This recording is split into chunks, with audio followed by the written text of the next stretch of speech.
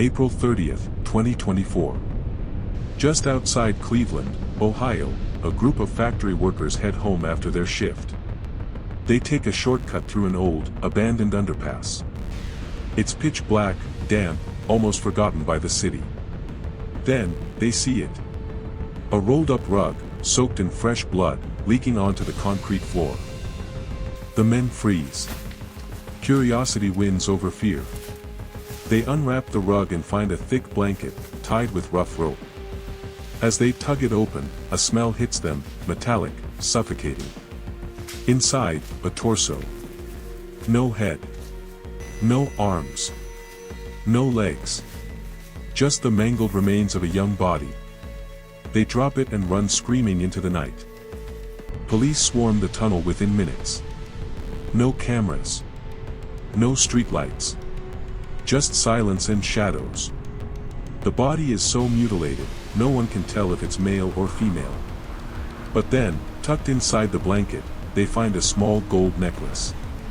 That tiny clue makes them suspect this victim was a young girl. The neighborhood around the tunnel is quiet, working class.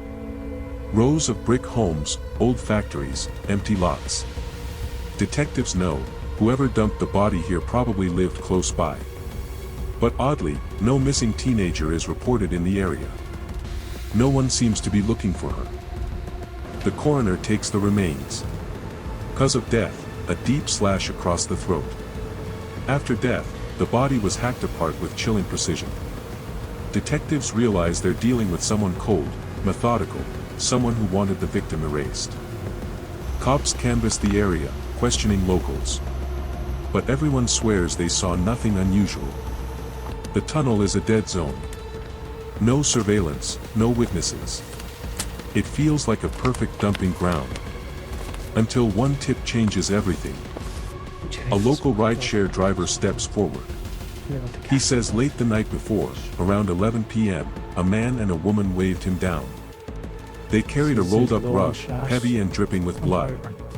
When he asked what it was, the woman smiled and said, "Spoiled meat." The driver dropped them near the abandoned underpass, the same spot where the workers found the body. Later, he noticed blood pooling in the back seat of his car. He cleaned it in horror, but he couldn't shake what he'd seen. His testimony cracks the case wide open. Detectives pull footage from nearby convenience stores and traffic lights. And there they are, 11:07 p.m., a man and a woman walking with a suspicious bundle. Their faces are blurry, but their outlines are clear. Police now know, the killers worked as a team. 3 days later, the coroner delivers heartbreaking news. The victim is a 16-year-old girl named Emily Carter. Cause of death, her throat was slashed before her body was dismembered. Detectives, shaken, vow to bring her killers to justice. The case grips the community. Parents keep their kids inside. Rumors spread, gangs, serial killers, human trafficking. No one imagines the truth, Emily wasn't killed by strangers. She was betrayed by family. Detectives trace the couple from surveillance footage. They identify them as Michael Davis, a 41-year-old electrician, and his wife Tina Davis, 35. Neighbors describe them as quiet, nothing unusual. But behind their apartment door, police are about to uncover horror. Officers raid the Davis apartment. In the bedroom, they find blood soaked into the mattress and splattered on the floorboards. Forensic tests confirm, it's Emily's. The home is a crime scene hiding in plain sight. Michael and Tina deny everything at first. But detectives press harder. The couple's timeline doesn't add up.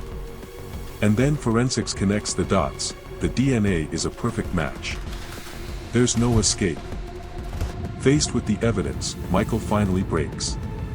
What he confesses makes seasoned detectives go silent. The victim, Emily Carter.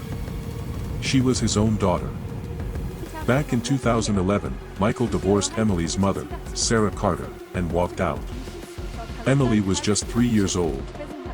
Sarah raised her alone, scraping by, while Michael vanished from their lives. He never called, never paid child support. For 13 years, Michael was a ghost. Then, earlier in 2024, Emily called him. At 16, she wanted to know her father. She begged for 2 weeks with him. A chance to finally feel like she had a dad. Michael agreed. He told Sarah he wanted to reconnect. Sarah hesitated but gave in. She thought maybe Emily could heal the hole in her heart. But she had no idea what kind of man Michael had become. When Emily walked into Michael's apartment, she was shocked. A stepmother she never met, Tina. And 3 half-siblings she didn't know existed. Emily thought she'd find love. Instead, she walked into jealousy, resentment, and danger. At first, Michael treated Emily warmly. Bought her food, gave her gifts. For Emily, it was the father she always dreamed of. But for Tina, it was a threat. She felt Emily was stealing her husband's love, stealing her children's place. Tina began whispering poison. She told Michael that Emily was sneaking around with boys, disgracing the family. She accused Emily of being disrespectful, of cursing at her. Every lie sank deeper into Michael's ears. Michael never questioned her. His anger grew. He told himself he had to protect his family's honor. In reality, he was falling under Tina's control. Emily called her mom, saying Tina was cruel, that she felt unwanted. Sarah begged her to come home. Emily agreed. But when she told Michael she wanted to leave, he snapped.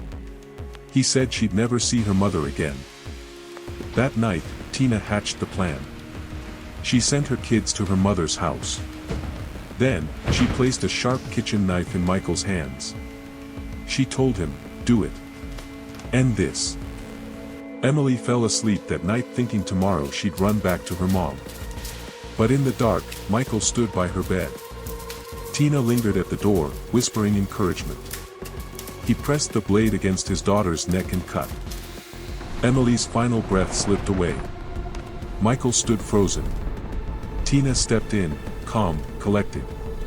"Now we finish it," she said. Together, they laid Emily's body on the floor, wrapping her in blankets. Then came the mutilation. Piece by piece, they hacked away, head, arms, legs. Each cut was cold, deliberate. They stuffed the parts into trash bags. They rolled her torso in a comforter and rug, tying it tight. After midnight, they carried the heavy bundle downstairs. Outside, Tina flagged down the rideshare driver. She smiled as she lied, "It's just spoiled meat." He drove them to the abandoned underpass, where they dumped Emily into darkness. The rest of her body parts. They scattered them across Cleveland, dumpsters, empty fields, forgotten alleys. As if erasing her piece by piece. The next morning, Michael and Tina scrubbed the apartment. Bleach on the floors. Fresh sheets on the bed. By the time their kids returned, the place looked spotless. A clean home hiding a slaughterhouse. But blood always leaves a trace. Forensics matched every stain to Emily. With evidence airtight, Michael and Tina cracked under pressure. They confessed. Every detail matched what detectives already knew. They led police to the remaining body parts. They handed over the knife. Cold, casual, like it was just another chore finished. Detectives stood sickened by their lack of remorse. At first, whispers in town blamed Sarah, Emily's mom. They said she was reckless for letting Emily stay with her father. But Sarah's statement revealed the truth. She loved her daughter, checked on her constantly, and begged her to come home. Sarah's last phone call with Emily plays over and over in her head. Emily's voice was soft, almost relieved. "I'm going to bed, Mom. I'll see you in the morning." Sarah never imagined that would be the last time she'd hear her daughter's voice. For Sarah, that single memory is both a comfort and a torment she can't escape. Detectives worked tirelessly to clear Emily's name. Rumors of boyfriends or bad behavior were proven false. Teachers described her as quiet, focused, always smiling in class. Friends said she never skipped school, never got into trouble. She wasn't the wild teenager Tina painted her to be, she was an innocent girl trapped in a nightmare. The trial began that summer. The courtroom was packed, journalists, neighbors, families, all wanting answers. Prosecutors laid out the evidence, the blood in the apartment, the rideshare driver's testimony, the dismemberment. Each word painted a picture so brutal that jurors shifted uncomfortably in their seats. Throughout the trial, Michael sat hunched, barely making eye contact, like a man already buried in shame. But Tina? She sat upright, expressionless. Witnesses said it was as if she were made of stone, no tears, no flicker of guilt. To the jury, her coldness was almost more terrifying than the crime itself. When the verdict was read, guilty on all counts, the courtroom erupted. Sarah wept into her hands, trembling. Jurors later admitted they never wavered. The brutality of the murder, the betrayal of a daughter by her own father, it demanded the maximum punishment. The jury recommended death for both Michael and Tina. The case left scars on Cleveland. Parents held their children tighter, neighbors looked at each other with suspicion. How could two people live among them, go to work, buy groceries, and carry out something so monstrous in secret? Emily's story became a chilling reminder that evil doesn't always wear a mask. Sometimes, it wears the face of family. Today, Michael and Tina Davis sit on death row, their names forever stained by betrayal. But Emily Carter's memory remains. She was a daughter, a friend, a girl who only wanted to feel loved by her father. Instead, she became a symbol of how jealousy and hatred can destroy lives. May Emily rest in peace, and may we never forget how close to home true evil can be.